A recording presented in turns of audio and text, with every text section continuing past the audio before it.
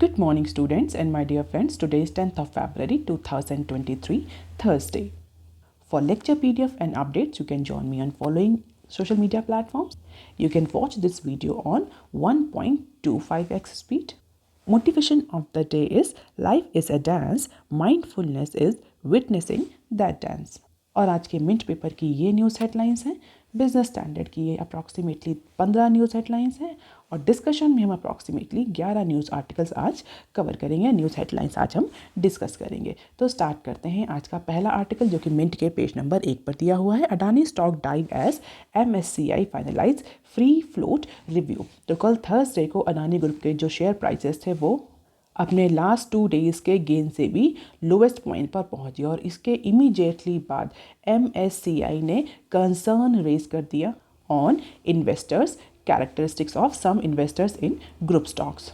MSCI क्या है? MSCI is world leading provider of indices all across the equities, real estate and fixed income, ESG and other securities. So MSCI World is a stock market index of approximately 1,600 world stock. It is maintained by MSCI Incorporation, formerly known as Morgan Stanley Capital International. And it is used as a common benchmark for world or global stock funds. Approximately 23 और 24 countries के जो stocks हैं वो इस particular index में included होते हैं। But this MSCI, only MSCI exclude the stocks from the emerging and frontier economies and making it less worldwide than its name suggests. However, a related index like MSCI World or All Country World Index ACWI incorporated both developed as well as the emerging countries. So MSCI also produces different other types of indexes. If we talk about the MSCI India, as the name itself suggests, this MSCI index India is used to evaluate the performance of large and mid-cap segment of Indian market. और approximately 85% जो Indian equity universe है वो cover हो जाता है इस MSCI India index में। तो ये तो बात रही MSCI के बारे में। अब यहाँ पर अडानी ग्रुप का क्या इशू है? तो है क्या, बेसिकली जो MSCI इंडेक्स पब्लिश होती है उससे बहुत सारे जो इन्वेस्टर्स हैं, फंड मैनेजर्स हैं वो रिलाई करते हैं in order to allocate their capital. उसके बेसिस पर जो बड़े बड़े इन्वेस्टर्स हैं, बड़े बड़े फंड मैनेजर हैं वो इन्वेस्ट करते हैं, अपने रिसोर्सेज को एलोकेट करते हैं। और अगर कोई भी स्टॉक जो है वो MSCI में इंडेक्स है तो कहीं ना कहीं उसको एक वैलिडेशन मिल जाता है जिससे कि उसमें ज़्यादा से ज़्यादा इन्वेस्टमेंट आता है। अभी रिसेंटली क्या हुआ, अडानी ग्रुप के जो शेयर प्राइसेस हैं वो बहुत ज़्यादा फ्लक्चुएट कर रहे हैं। लास्ट 2 दिन में हमें कुछ अप्रिसिएशन देखने को मिला, फिर अगेन हमें उसमें एक न्यूज़ लो देखने को मिला थर्सडे को, जो अडानी ग्रुप के शेयर्स थे वो फिर से डिक्लाइन कर दे टू द न्यूएस्ट लो। तो इसी आउटकम के बाद now MSCI is raising the concern over the investment or investor characteristics of some investors in group stock कि कौन से ऐसे इन्वेस्टर्स हैं जो बेसिकली इस समय अडानी ग्रुप को खरीद रहे हैं या उनके शेयर प्राइसेस को खरीद रहे हैं। और इसी पूरी इंक्वायरी के लिए उसने फ्री फ्लोट रिव्यू फाइनलाइज किया है for this particular share. Adani group के जो स्टॉक्स हैं उनके लिए फ्री फ्लोट रिव्यू, और इसका इवैल्यूएशन जो है, जो भी आउटकम होगा वो फ्राइडे को 4 AM तक अनाउंस कर दिया जाएगा। इट मीन्स प्रोबेबली अभी तक अनाउंस हो गया होगा। So basically free float is defined as the proportion of outstanding shares considered available for purchase in public equity market by international investor। तो प्रॉपर फ्री फ्लोट रिव्यू के बाद experts ऐसा predict कर रहे हैं that the outflow could range from several million dollars to more than $500 million depending on the modification which would become effective by the end of May। तो अगर थोड़ा सा हिस्ट्री में जाएं, फ्री फ्लोट के बारे में हम डिस्कस कर चुके हैं। It basically refers to the portion of the company share accessible to the international buyers.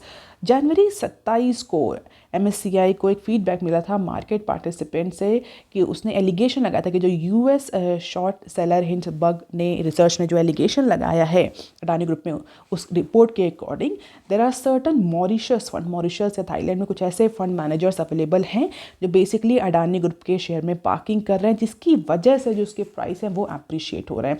और इसी के बाद से MSCI has since reviewed these issues और कुछ इन्वेस्टर्स की जो कैरेक्टरिस्टिक्स हैं उनको रिव्यू करना, उन पर इन्वेस्टिगेशन स्टार्ट कर दिया था और MSCI has determined that the characteristics of certain investors है sufficiently uncertain and that they should no longer be designated as free flow pursuant to our methodology. तो हो सकता है आगे आने वाले टाइम में प्रॉबली उन इन्वेस्टर्स को बैन कर दिया जाए जो मॉरिशस या थाईलैंड से बिलोंग कर रहे हैं, जिन पर यह एलिगेशन लग रहा है कि वो अपना पैसा जो है वो पार्क कर रहे हैं अडानी शेयर या उसकी एंटिटीज़ के शेयर में। तो हालांकि अडानी ग्रुप के साइड से अभी कोई भी इस चीज़ पर क्वेरी में आंसर नहीं दिया गया है और कल के न्यूज़पेपर में प्रॉबली हम इस फ्री फ्लोट रिव्यू के जो आउटकम्स हैं उसके बारे में डिस्कस कर सकते हैं। So this is the turning Tide.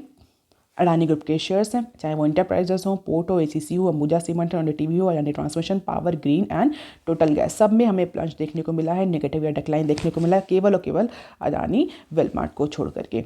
और इसी के इमीडिएटली बाद MSCI ने जो है वो कंसर्न रेज कर दिया था ऑन सम इन्वेस्टर्स कैरेक्टरिस्टिक, ऐसे कौन से इन्वेस्टर्स हैं जो कंटिन्यूसली इसमें इन्वेस्ट कर रहे हैं अडानी ग्रुप में। और इसके बाद जो अडानी ग्रुप का फ्री फ्लोट रिव्यू है वो प्रॉबली वो कैलकुलेट किया जाएगा, उसमें कुछ चेंजेस देखने को मिल सकते हैं। This outcome of the evaluation was to be released at 4 AM Friday, जो कि प्रॉबली आज रिलीज हो गया होगा। आप देख लेते हैं article number 2 that is given on page number 2 of main paper. Bill to reform insurance sector may come in monsoon season. So government is likely to introduce the Insurance Law Amendment Bill 2022 in upcoming monsoon session. यानी summer budget session जिसको हम बोलते हैं, budget session में probably ये जो insurance law amendment bill है ये प्रॉबली इंट्रोड्यूस नहीं होगा। यानी इसके बाद जो नेक्स्ट सेशन है पार्लियामेंट का दैट इज मानसून सेशन, उसमें ये इंश्योरेंस सेक्टर रिफॉर्म के लिए जो बिल गवर्नमेंट काफ़ी टाइम से प्रिपेयर कर रही है उसको इंट्रोड्यूस किया जा सकता है। I hope many of you might be knowing that there are 3 sessions of Lok Sabha, budget session, monsoon session and winter session. Budget session, monsoon session and winter session. तो ऐसा कहा जा रहा है कि जो बिल गवर्नमेंट तैयार कर रही है probably by the end of March ये कंप्लीट हो जाएगा। इसका जो फाइनल वर्जन है वो कैबिनेट अप्रूवल के लिए जाएगा, इसके बाद इस बिल को इंट्रोड्यूस किया जाएगा पार्लियामेंट में। हालांकि जो इंडस्ट्री एसोसिएशंस हैं, इंडस्ट्री है, they actually want certain clarification और certain changes in the some provision of this proposed bill. So let us see कि पार्लियामेंट में जो बिल इंट्रोड्यूस होता है उसमें क्या क्या चेंजेस करके गवर्नमेंट उसको प्रेजेंट करती है। ऑल दो गवर्नमेंट के according this is one of the progressive and growth oriented legislation. और इंश्योरेंस सेक्टर को रिफॉर्म करने का जो एजेंडा था गवर्नमेंट की वो टॉप प्रायोरिटी पे था हमेशा से। तो फिलहाल के लिए अभी कोई भी क्वेरी फाइनेंस मिनिस्ट्री ने आंसर नहीं करी है, but yes bill is all set to get introduced in monsoon season. अब देख लेते हैं article number 3 that is also given on page number 2 of main paper. Airport land में फ्यूल रियल एस्टेट ग्रोथ। तो जो स्मॉलर सिटीज़ हैं, छोटे छोटे जो शहर हैं, जो टाउन्स हैं, वहाँ पर रियल एस्टेट इन्वेस्टमेंट में हमें बूम देखने को मिल सकता है आगे आने वाले टाइम में। क्यों? क्योंकि एयरपोर्ट अथॉरिटी ऑफ इंडिया जो है एक प्लान डेवलप कर रही है। किस तरह का प्लान? जो कि एक्सेस लैंड अवेलेबल है पोर्ट्स के पास या जो एयरपोर्ट्स हैं उनके पास जो एक्सेस लैंड अवेलेबल है उसको डेवलपमेंट के लिए ऑफर किया जाए प्राइवेट प्लेयर्स को। तो अप्रॉक्सीमेटली 50 ऐसे एयरपोर्ट आइडेंटिफाई किए गए हैं जिसके पास अप्रॉक्सीमेटली 45,000 एकड़ की ज़मीन है। और इस ज़मीन को गवर्नमेंट फ़िलहाल के लिए हम बोल सकते हैं airport authority of India list down कर रही है कि किस तरीके से कितनी कितनी लैंड किस एयरपोर्ट के पास है और उन लैंड को किस किस डेवलपर के लिए किस किस तरह से ऑफर किया जा सकता है। फिलहाल गवर्नमेंट लीज पर देगी इन सारी लैंड्स को for building different hotels, offices, restaurant and shopping mall. तो छोटे शहरों में जो डेवलपमेंट बेसिकली इंफ्रास्ट्रक्चर डेवलपमेंट देखने को मिलेगा that may leads to employment generation as well as the increase in standard of living of those areas. तो फिलहाल के लिए जो पेपर वर्क है वो कंप्लीट हो चुका है। 50 से ज़्यादा कुछ एयरपोर्ट अप्रॉक्सीमेटली 50 एयरपोर्ट आइडेंटिफाई किए गए हैं जिनके पास एक अच्छी खासी लैंड है जो भी फिलहाल के लिए नॉन एरोनॉटिकल रिवेन्यू जनरेट करने के लिए यूज़ करी जाएगी, जिसको हम बोल सकते हैं मोनेटाइजेशन, लैंड मोनेटाइजेशन किया जाएगा। कुछ अगर एयरपोर्ट्स की बात करें तो उदयपुर, इंदौर, रायपुर, कुशीनगर, इसमें से कुछ एयरपोर्ट के नाम हैं। हालांकि अभी भी जो एयरपोर्ट अथॉरिटी ऑफ इंडिया है वो अभी भी आइडेंटिफिकेशन की प्रोसेस में लगी। प्रॉबेबली हो सकता है जो फाइनलाइज लिस्ट हो वो उससे ज़्यादा हो। अब देख लेते हैं some short news article. Lithium found in JNK Ranchi district. तो एक मेजर बूस्ट मिला है इंडिया को लिथियम बैटरी के केस में सेल्फ रिलायंट बनने के लिए। जियोलॉजिकल सर्वे ऑफ इंडिया ने एक फील्ड डिस्कवर करी है लिथियम की रियासी डिस्ट्रिक्ट जम्मू कश्मीर में। और अभी तक के according this is one of the first significant discovery of lithium deposits in India after the small reserve in Karnataka. तो हो सकता है प्रोबेबली अगर आप किसी एग्जाम की तैयारी कर रहे हैं तो आपसे पूछा जा सकता है कि इंडिया में कहाँ कहाँ लिथियम के रिजर्वॉयर्स मिले हैं। तो कर्नाटका के बाद अब ये हमें जम्मू एंड कश्मीर की एक डिस्ट्रिक्ट में ये लिथियम का रिजर्वॉयर मिला है।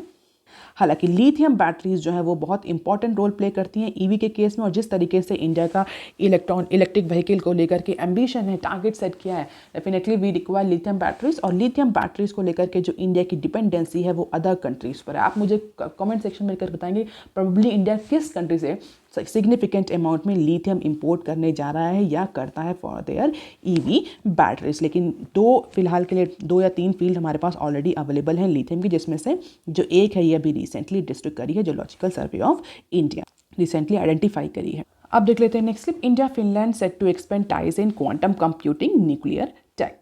सो इंडिया और फ्रांस जो है वो नेगोशिएट कर रहे हैं for expanding their ties on different और कटिंग एज टेक्नोलॉजी, जिसमें से क्वांटम कंप्यूटिंग और न्यूक्लियर एनर्जी भी इंक्लूड है। क्वांटम कंप्यूट आने वाला टाइम जो है वो क्वांटम कंप्यूटिंग का ही है, और एनर्जी सफिशिएंसी के लिए इंडिया जो है वो ऑलरेडी बहुत सारे एवेन्यूज़ ओपन कर रही है, जिसमें न्यूक्लियर एनर्जी भी एक है। तो फ्रांस जो है वो हमारा ऑल टाइम फ्रेंड है।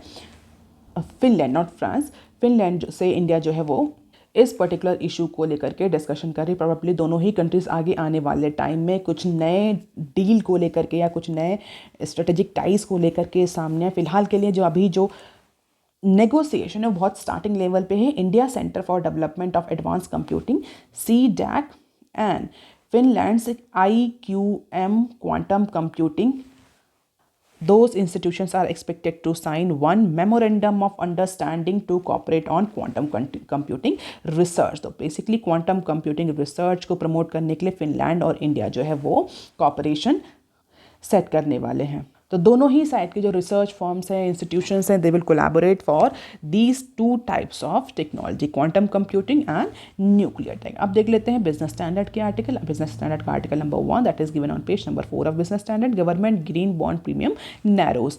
जैसे ही RBI ने कल रेपो रेट इंक्रीज करने का डिसीजन लिया, अप्रॉक्सीमेटली 0.25 BPS से रेपो रेट RBI और MPC ने इंक्रीज किया, उसको इमीडिएटली पास जो गवर्नमेंट के जो सोवरेन ग्रीन बॉन्ड्स हैं उनका जो प्रीमियम है, जिसे हम ग्रीन नियम के नाम से भी जानते हैं, प्रोनाउंस करते हैं कॉमन पार्लांस में, तो basically second sale of government sovereign green bond saw its premium narrowed slightly. जो गवर्नमेंट के रेगुलर बॉन्ड हैं उनके कंपैरिजन में जो ग्रीन बॉन्ड हैं उनका प्रीमियम जो है स्लाइटली नैरो किया। रीज़न बिहाइंड मार्केट के जो सेंटिमेंट्स है वो बहुत ज़्यादा वीक थे। वीक किस लिए थे? क्योंकि रिजर्व बैंक ऑफ इंडिया ने का जो पॉलिसी स्टेटमेंट आया था जिसमें रिजर्व बैंक ऑफ इंडिया ने रेपो रेट में इंक्रीज़ किया था, और ये भी अप्रोच इंडिकेट किया था कि आगे आने वाले टाइम में प्रॉबली और ज़्यादा हाइक्स देखने को मिल सकते हैं। तो थर्सडे को हमने डिस्कस किया था कई बार कि जो इस फाइनेंशियल ईयर यानी फाइनेंशियल ईयर 23 का जो बॉन्ड ऑक्शन है ग्रीन बॉन्ड का, तो उसको 8,000 फर्स्ट ट्रांच में, 8,000 दूसरे ट्रांच में गवर्नमेंट जो है ग्रीन बॉन्ड को इशू करने वाली थी। पहला ट्रांच इशू हो चुका था, दूसरे में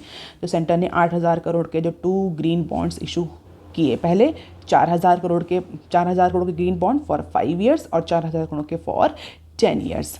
हालांकि 16,000 करोड़ के वर्थ के जो ग्रीन बॉन्ड थे वो प्रॉपरली गवर्नमेंट ने कंप्लीटली ऑक्शन किए and that were year mark for the current financial year. जो 5 साल के ग्रीन बॉन्ड थे उनके लिए 7.27 का कट रखा गया ईल्ड कट, और जो 10 साल के बॉन्ड थे उनके लिए 7.30 का कट ऑफ ईल्ड रखा गवर्नमेंट ने।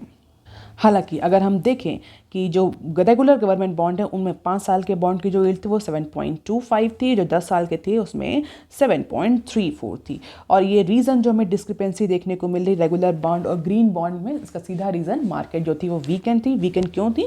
RBI के अप्रोच की वजह से। तो जो 2 और 4 बेसिस पॉइंट का डिफरेंस दिख रहा है that is all because of the RBI statement and RBI's approach towards the economy. अब देख लेते हैं article number 5 that is given on page number 6 of business standard. ₹1.5 trillion spending rationalization helps government meet financial year 23 with deficit target.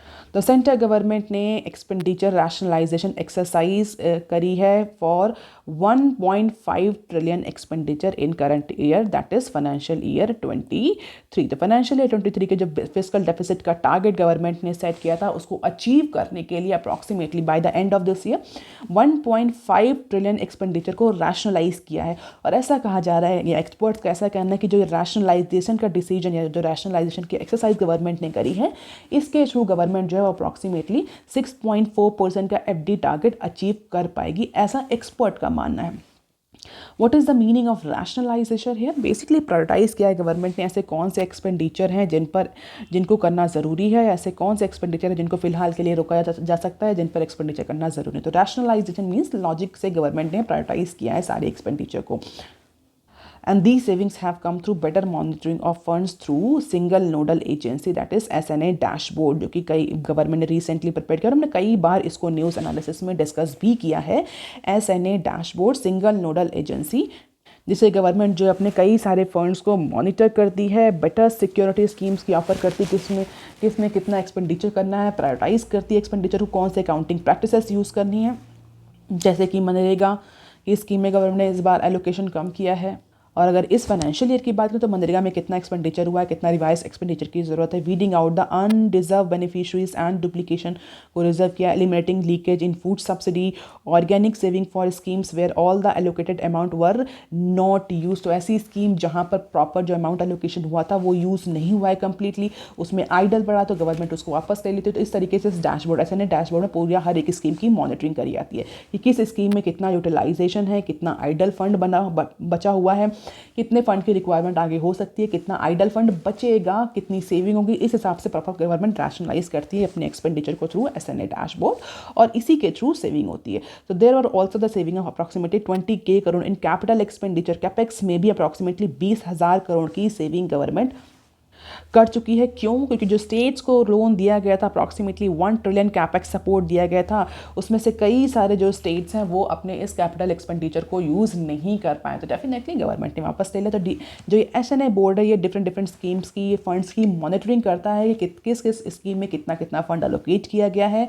उस scheme में कितना कितना fund use हो रहा है, कितना फंड आइडल बचा है, कितने फंड की फ्यूचर में रिक्वायरमेंट होगी, और इसी के अकॉर्डिंग गवर्नमेंट जो है एक्सपेंडिचर को रैशनलाइज करती है और अपकमिंग बजट के लिए भी गवर्नमेंट ये डिसाइड करती है कि किस स्कीम में कितना एलोकेशन करना है on the basis of previous year SNA board performance. तो प्रॉबेबली ऐसा कहा जा रहा है गवर्नमेंट इस पर्टिकुलर रैशनलाइजेशन के थ्रू अपना बहुत अमाउंट का जो एक्सपेंडिचर है वो सेव कर पाई है और इस सेविंग के थ्रू गवर्नमेंट ये जो टारगेट गवर्नमेंट ने सेट किया था फिस्कल डेफिसिट का फॉर फाइनेंशियल ईयर 23, प्रॉबेबली इस टारगेट को गवर्नमेंट अचीव कर पाएगी विदाउट एक्सपेंडिचर रैशनलाइजेशन। अगर हम बोलें तो revise estimate of the central total expenditure would have been 43.4 trillion instead of 41.9। तो अप्रॉक्सीमेटली इतनी सेविंग करी है गवर्नमेंट ने, 44.3 ट्रिलियन होता अगर ये रैशनलाइजेशन गवर्नमेंट नहीं करती, और एक्चुअल में कितना है 41.9 ट्रिलियन। तो जो डिफरेंस अमाउंट है वो गवर्नमेंट ने सेव किया है from revenue expenditure, from capital expenditure. और क्लियरली जो रैशनलाइजेशन की प्रोसेस है थ्रू SNA बोर्ड ये हर साल चलती रहेगी, इट्स ऑन गोइंग प्रोसेस। ऐसा नहीं कि गवर्नमेंट एक बार करती है फाइनेंशियल ईयर में, कंटिन्यूअसली एक मॉनिटरिंग बोर्ड होता है SNA डैशबोर्ड, जिसके थ्रू गवर्नमेंट सारे फंड सारी स्कीम के प्रोग्रेस को मॉनिटर करती है, उनके एक्सपेंडिचर को, उनकी सेविंग्स को मॉनिटर करती है, और इसके जो बेनिफिट्स हैं वो हर साल दिख रहे हैं in the form of different saving. और इसके अलावा जो नॉन कोर एक्सपेंडिचर्स हैं, जो मिनिस्ट्रीज़ जो हैं वो जो एक्स्ट्रा एक्सपेंडिचर करती हैं उस पर भी गवर्नमेंट मिनिस्ट्री से नेगोशिएट करती है कि इस नॉन कोर एक्सपेंडिचर को फिलहाल के लिए रोका जा सकता है और पोस्टपोन किया जा सकता है। तो प्रायोरिटाइज भी करती हैं गवर्नमेंट सेंट्रल गवर्नमेंट के साथ, मिनिस्ट्रीज के साथ मिलकर के एक्सपेंडिचर को। तो this entire process is called as rationalization. And definitely rationalization चाहे कंट्री लेवल पे हो, चाहे कंपनी लेवल पे हो, चाहे हाउस होल्ड लेवल पे हो, it leads to saving always. And this is the expenditure story, total expenditure, revenue expenditure, major subsidies, food, fertiliser, fuel, and revenue expenditure excluding the subsidies. You can just have the glimpse of it. This is the budgeted estimates. Yellow is the budgeted estimates, and this blue line is the revised estimates for financial year 23. क्योंकि financial year 23 wind up होने वाला है मार्च में, तो उसका पूरा जो है वो रिवाइज वर्जन दिया था, कितना रिवीजन करना है, किससे पैसा वापस आना है, किसको एडिशनल एलोकेशन करना है. You can just have the glimpse of it. अब देख लेते हैं बिजनेस स्टैंडर्ड के some short news articles. Adani stock decline to MSCI free float review. इस न्यूज़ को हम कवर कर चुके हैं मिनट में। यहाँ पर कुछ एडिशनल इन्फॉर्मेशन दी हुई है, उसको कवर कर लेते हैं जल्दी से। Norway wealth fund sells remainder of its stake in Adani firm. तो नॉर्वे वेल्थ फंड ने जो भी इन्वेस्टमेंट किया था फिलहाल के लिए वो डाइवर्स करने जा रही है। नॉर्वे वेल्थ फंड ने डिसाइड कर लिया, डिक्लेयर कर दिया है कि जो अडानी फर्म में उनका जो रिमेनिंग इन्वेस्टमेंट है फिलहाल के लिए वो उसको डिसइन्वेस्ट करने जा रहे हैं। इसके अलावा अडानी विलमार्ट का जो वेयर हाउस है उसको हिमाचल एक्साइज डिपार्टमेंट जो वो उसका इंस्पेक्शन करने वाला, उस वेयर हाउस का इंस्पेक्शन करने वाला है। इसके अलावा Adani faces margin call for on $1.1 billion loan before repayment in full. तो हर तरफ से अडानी ग्रुप के लिए जो है वो निगेटिव न्यूज़ ही आ रही है। इसके अलावा जैसे हमने डिस्कस किया कि जो नॉर्वे वेल्थ फंड है उसने अपना इंटायर स्टेक जो कि अडानी ग्रुप में लगा रखा था अप्रॉक्सीमेटली $200 मिलियन का, उस स्टेक को डाइवर्स करने जा रहा है Norway wealth fund and it is a big shock for Adani group. और इसी के साथ एक और न्यूज़ है जो कि अडानी ग्रुप से ही रिलेटेड है। Supreme court to hear plea seeking probe into Hindenburg report today. तो सुप्रीम कोर्ट फाइनली एग्री हो गई है इस प्ले को सुनने के लिए ऑन फ्राइडे को, जहां पर प्ले में सीक किया गया है कि सेंटर को डायरेक्ट किया जाए to constitute a committee that monitor by retired apex court जज to inquire the and investigate into the Hindenburg research report. तो हिंडनबर्ग रिसर्च रिपोर्ट को मॉनिटर करने के लिए, इंक्वायर करने के लिए, इन्वेस्टिगेट करने के लिए सेंटर को डायरेक्ट करे सुप्रीम कोर्ट कि एक कमेटी कॉन्स्टिट्यूट करी जाए। जो प्ली फाइल करी गई है, जो पटिशनर जो प्ली फाइल करी है उसमें ये रिक्वेस्ट करी। तो finally supreme court of India ready हो गई है इस पटिशन पर हेयरिंग के लिए। फ्राइडे को ये पटिशन यानी आज ये पटिशन सुनी जाएगी। सो लेट अस सी कि क्या डिसीजन आता है सुप्रीम कोर्ट का। अब देख लेते हैं next clip. CCI invokes doctrine of necessity to clear 6 deals. Finally competition commission of India ने डॉक्ट्राइन ऑफ नेसेसिटी इन्वोक कर दिया after the permission of government. तो जो 6 डील्स थी, अप्रॉक्सीमेटली 13 डील जो थी वो पेंडिंग थी, 6 डील को जो है वो CCI रिव्यू करेगा for giving permission of merger and acquisition. तो 6 डील को जो CCI वो देखने जा रहा है, रिव्यू करने जा रहा है कोरम को बाईपास करते हुए after the approval of the government, क्योंकि CCI की जो कोरम थी वो पूरी नहीं थी, जिसकी वजह से कई सारे जो मर्जर एक्विजिशन डील थी वो पेंडिंग पड़ी थी। इंडस्ट्री ने गवर्नमेंट से रिक्वेस्ट करी, गवर्नमेंट ने CCI को परमिशन दे दी कि विदाउट कोरम वो अभी फिलहाल के लिए डॉक्ट्राइन ऑफ नेसेसिटी रेज करके कुछ जो इंपॉर्टेंट डील्स हैं उनको फाइनलाइज कर सकती है। तो 6 डील फिलहाल के लिए पास करी गई हैं एज पर द CCI, जिसमें अगर हम देखें तो 25% share holding of Hindustan port private limited by national investment infrastructure fund NIIF के through and propose merger of Hindustan Infralog private limited to HPPL। ये 2 इंपॉर्टेंट डील हैं। तो फाइनली 4 महीनों के बाद जो 13 डील पेंडिंग थे उसमें से 6 डील को अप्रूवल मिल गया है without the quorum. So that is all for today, student. If you want lecture PDF, you can join me on Telegram channel. Please like, share and subscribe. Thank you. Have a nice day.